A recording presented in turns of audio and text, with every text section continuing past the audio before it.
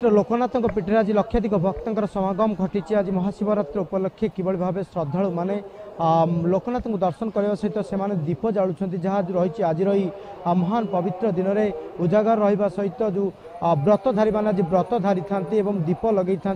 आम सहित किसी व्रतधारी अच्छा से सहित पचारि बुझा किभली भाव रही मैडम किभली भाव रही आज महाशिवरात्रि जागर रही जागर आप व्रतधारी एवं आप दीप जालुं जागर पीठ में हाँ आज तो आज महाजागर शिवरात्रि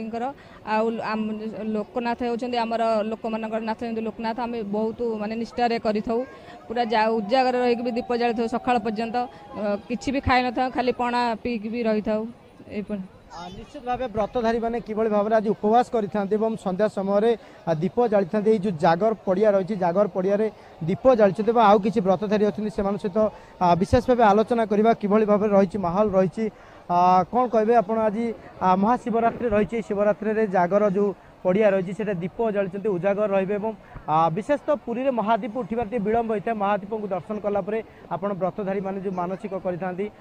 महादीप को दर्शन करते मु 5 वर्ष धरी आसूसी जगह जानापी बहुत अतुट अखंड विश्वास मोर लोकनाथ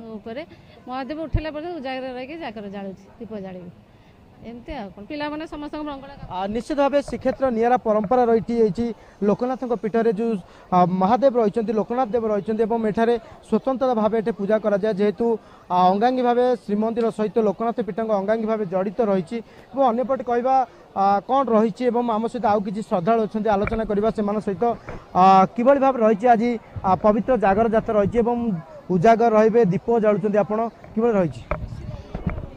ए महाशिवरात्रि रे होची आमको बहुत खुशी लगुच एठी जो माने भोग करेंगे एवं 108 दीप जालिबे से बहुत पुण्य अनुभव करेंगे एवं आमे प्राय 5 वर्ष एठी दीप जाली आसुचु। निश्चित भाव जो श्रद्धा मान सहित आम आलोचना करते जेहेतु संध्या आसी जाइए महादीप जहाँ भी श्रीक्षेत्र जो लोकनाथ पीठ जहाँ परंपरा रही प्रायतः रात्र 3टार महादीप उठब हरिहर भेट हम हरिहर भेट पर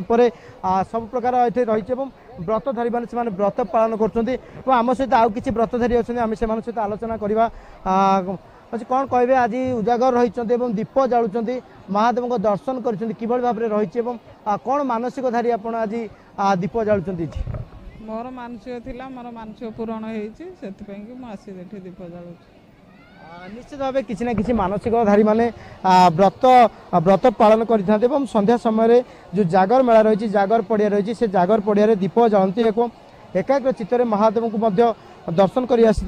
भाव अनेकटा आम जहाँ श्रद्धा सहित आलोचना करते जहाँ रही विशेष रही नीतिकांति रही नीतिकांति पर जहाँ रही गतकाली रात्र 12टार द्वारफाटा नीति कर 4टा समय सर्वसाधारण दर्शन होता है सर्वसाधारण दर्शन पर बर्तमान सुधा सर्वसाधारण दर्शन जारी रही अनुमान कराए प्रायतः लक्षाधिक प्राय 2 लाख अधिक श्रद्धा समागम घटी जहाँ राति जी बढ़ी बढ़ी जाऊँगी श्रद्धा संख्या से जागर पड़िया लोकनाथ मंदिर में भिड़ जमिया आरंभ होती।